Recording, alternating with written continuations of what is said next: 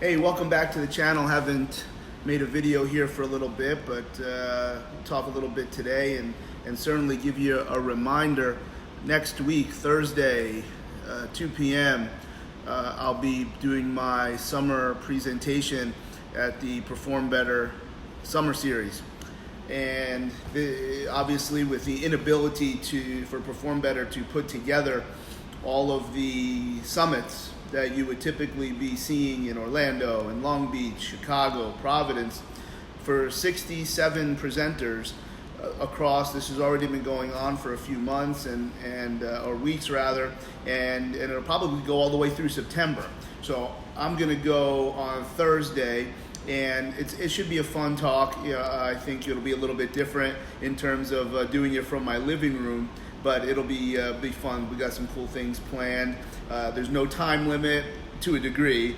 Obviously in the summer we get an hour and 15 minutes, but we can go long, we can go short, and there'll be Q&A. So we got some cool stuff planned. I think it'll be a fun talk, and I do hope that this is the week that we're able to break 1,000 visitors for each one. You've got Boyle going on Monday. You've got Jason Glass on Tuesday. You got Justin Grinnell on Wednesday, myself on Thursday, and somebody who I'm familiar with, Ali, is going on Friday. So I'll mention that again. But one of the things that I have been doing during this period of time where working with folks has been significantly minimized, I've decided to begin to work with a couple companies. There's three particularly, and two are tech company. Well, they're both tech companies, but one is a wearable and the other not so much. And I'm by intention not going to say the names of the companies because the message that I'd really like to get across is in choosing some of these technologies, there's some certain things that we can look at, because there's some ridiculous decisions that are being made in choosing different types of wearables or different types of technologies. And when people ask, number one, it is very hard - impossible to convince someone else they've already chosen the wrong thing. And it goes back to logic and some of the things that I've talked about in the past, and how do you have these very safe discussions on what would you do to begin with. Number one, why do you want this thing in the first place? Do you want this because so-and-so did a swipe up nonsense on Instagram? Do you want this thing because celebrity or athlete X is using it? Or is this thing able to answer questions for your training model? Yes or no? Have you been begging for this? Have you been thinking like, if I had this information and it was valid and reliable, would I be able to create a better situation for my clients, athletes, patients? If the answer is yes, then the questions you then need to ask, and every tech company should be able to provide this. If they're not able to provide it, or just like if you asked anybody a question and you got this pregnant pause, they don't know what the hell you're talking about, and the information probably doesn't exist because the tech is probably a piece of garbage. Now, there are going to be proprietary things that they're not going to tell you, and they should just say that. Be like, yes, that information exists, and we're not going to tell it to you because we think you can steal what we're doing. And that really brings us to the next point. Everybody's got different standards. If your standards are not met with the degree of evidence, well, then that's cool. But to say something very linear that this is, and here's what I'm getting at. So the one of the techs that I'm working with, I asked a friend who I have a tremendous amount of respect. He's far more steeped in scholastic work than I. He's the dude that does the studies. And I asked him, I said, look at this stuff. And basically he said, I'm not looking at any white papers. It was a combination of white papers, which is not published work, and published work. So of course he ignored the fact that there was anything published because there was white papers. So again, that's his standard, and that's okay. I just know not to ask him again for this type of conversation. I learned about the depth of relationship. But my point is, just because somebody didn't want to publish something or just it wasn't even in their wheelhouse, you still have the opportunity for you to be the peer that reviews the work. The methods, the subjects, everything is still all there, but just because it wasn't published in Journal of whatever, I'm not sure that that's a useful standard. You're basically rejecting information that probably, not maybe, probably is just as solid as the information. They just didn't want to publish it, or the company was involved. Because remember, when it's tech, maybe you don't have the budget to go buy enough tech to supply the subjects and the sample size that's needed for a robust study. So the company pays for it. The company pays for it. It turns into a white paper. I don't know that that's wrong, where when you're using the exact same methods and the exact same gold standards that a peer-reviewed study would use, I'm not sure rejecting a white paper that's not what I would do. Last summer, we had our friendly games for the World Cup in Australia, and I had spent a lot of time and then had a really keen one-on-one dinner with someone who I look up to in this research space, Aaron Coots. I met him several years ago when we were on a board at Nike. He came out a couple years before to spend a whole week with us in Toronto and just critiqued and crunched what we were doing and you know, as somebody who is really very, very steeped in this type of analysis of technology or other sports science measures, he's like, no, there's nothing wrong with what you're doing, Charlie. You're just more heuristic. I'm not a PhD, and maybe I will be. And if I am, I'm still not going to change the standards that I want to use to win games and make money. This is, I just was really, really confused. But my point there, though, is just that I was confused. You don't have to be confused. If you need X, Y, and Z to adopt a method or a technology, well, that's fine. It doesn't make somebody else wrong.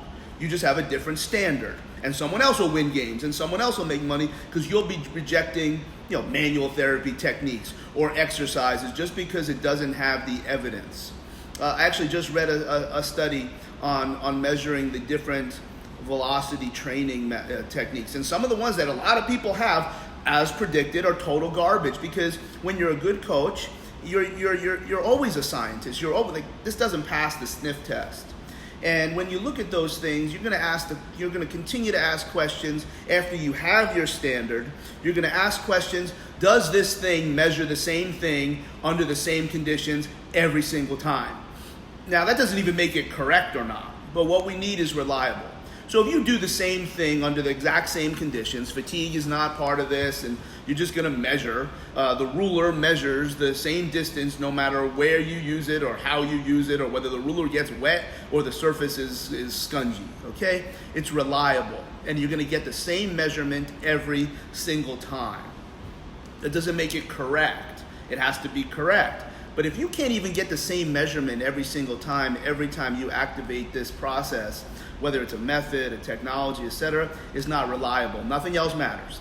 If the guts of inside the machine is not delivering the exact same information every single time based to itself, then there's really no reason to look past it.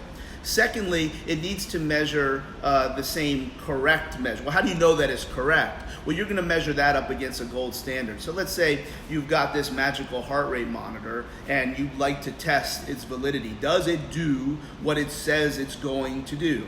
Well, you can measure it against a gold standard, and you can pick what the gold standard is. If we're going to talk about heart rate, it probably is a 12-lead wired ECG that you would get in a hospital if you were suspected of cardiac illness. That's one example of a gold standard. Does your little heart rate device, your heart rate strap monitor, does it measure the same as this? And is there a level of acceptable error that you decide, not someone else? You can decide for the standards of how you want to practice and go about your business. Okay, so a lot of these technologies aren't even measuring the same thing, but people aren't asking because so-and-so is promoting it and they've got some significant marketing. I just find that weird. But ask, hey, Are there any reliability studies? Do you have reliability? Oh, it's reliable. Yeah, so-and-so uses it. He loves it. He thinks it's great. Really? I didn't ask you if so-and-so used it. I asked you, is there, and then if they don't have it, it probably doesn't exist. So that tells you something about that company. But also, you have the ability to do it yourself. If you trust your little heart rate monitor, use this new novel device and see if they match up. And if they don't match up, one is right and one is wrong. And if you have already accepted this other one as right, well, you know what? You picked the wrong one. Not the end of the world. Throw it away. Use it as fashion. It doesn't do anything. So we need things to be reliable, meaning they need to measure the same thing every single time, and they need to be valid. They need to actually measure what they say they're measuring. And then there's probably a whole slew of other questions. Ask questions. You have a standard. I told you a standard with a close friend that we just didn't agree with. And neither of us hate each other. We just different, and that's okay. But I don't understand, and I need to talk to him more as to why am I wrong to believe, like I've looked at this, I see what they did. This definitely passes the sniff test. So we need things to be reliable, we need things to be valid, and we need the ability to ask questions. And if we don't know the questions, well then you might wind up, in some rabbit holes and probably get stuck with some things. But once you do ask the questions, it's okay. That was the last video from a couple weeks ago. It's okay if you pick the wrong one. And if somebody brings this to your attention, they're probably not trying to hurt you. They're probably trying to help you. And then if you perceive, even if they're talking crazy, which I might have been guilty of more than 6 times, stop, hit pause, and let's try to understand, hey, maybe this person knows something that I didn't know. Maybe they asked questions that I didn't ask. Maybe I'm making a big mistake and I shouldn't have an emotional connection to this technique, to this exercise, to this technology. These are all questions that you should ask, and it all, though, begins with your own standard. So that's been a big part of how I've been supporting one of the companies that I've been working with during this period of time, where working with people in person has been challenged. But I'm glad that's about to change. As more things open up and people become more available to utilize how we can help them. So again, next Thursday, 2 p.m., you're going to catch that Perform Better. Not sure we're going to talk about what we just did, but it was a good reason to get that out there, and I'll try to do another couple things that I have in the queue on my mind to push out there. We will be really... So Thursday at 2 p.m. I go live. Chris Poirier and Aaron will introduce me, and I'm pretty sure probably around that time, if you go to the website, charlieweingroff.com, you will see the release of our next video installment. It'll be on the streaming platform, T=R+. It will have a launch discount. We haven't really decided how long it's gonna be. I will promote that before Thursday, so everybody knows exactly what it is. It is ACL in action. We've seen that little video, and there's nothing out there that I don't know why no one's ever done it, but I'm going to give you what I would do to my standards. I don't care what anybody else does, because I ain't that half bad at doing it, of how you would take somebody from ACL start to finish minus what a competent physical therapist would do. We're sticking with the plan. Train equals rehab. People are going to work together. There's certain systems of the body that some people are expert on and others are not. So we do not show anything that a non-healthcare provider should be doing. I know you got all sorts of other options. You can go, we want everybody to know our stuff, and you can come sit in our manual therapy class, but we're going to expect that you don't do it when you leave. Of course, that really happens. No, we're not going to break any of those lines, and if I make less money doing it, then I'll be fine. Everything's going to be cool. So ACL in action is coming out on Thursday, 2 p.m. on Thursday. When you evaluate a new technique or a new technology, it's got to be reliable, it's got to be valid. Ultimately, you will set the standards, not someone else.